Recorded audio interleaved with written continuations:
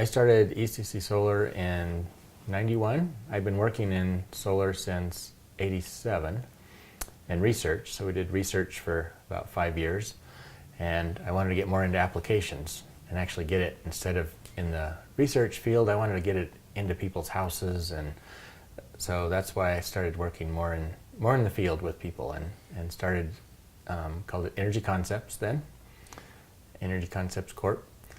And mostly then it was off-grid. There really wasn't grid-tie solar in the US at that time.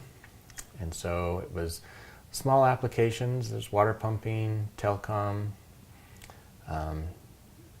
things like that. So more small off-grid systems. We didn't tie things and feed power back into the utility at that time. That came a little bit later. But anytime there was a small power need and remote from the grid, that was a good PV application. So water pumping, replacing windmills on top of mountains where there's no utility lines and there's towers, that was a common application for it. Data loggers that are just put out in some little spot to record whatever, streams or things like that. Even actually electric fences, common application then. Just light up an electric fence out in the boonies. So solar was a good thing to use for that. So lots of little applications. And you know, if we did a kilowatt of PV then, that was a big deal, because that was a big system. Now you don't ever hardly see anything that small anymore. But yep, these days it's more like 3 kilowatts to 10 kilowatts is common in size. At that time, consumer electronics were kind of new, but things like you take for granted now, and you know, the watches and things like that, little things we charge. I have a little portable one I take backpacking now. Lights on the patio and things like that. That was just starting to come around at that point. So people didn't even know solar. There's lots of education.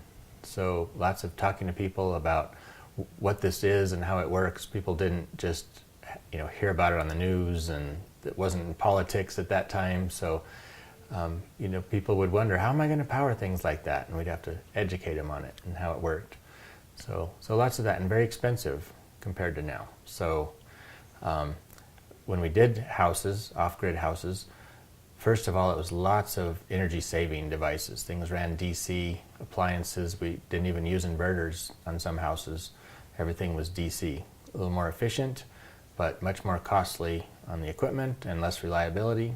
So now everything is AC, so that's really cool that everything is so much simpler to use now in a house, more standard house.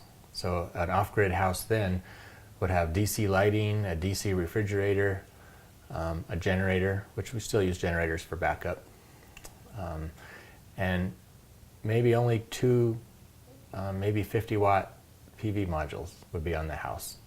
So that was a lot different. We've come a long way since then.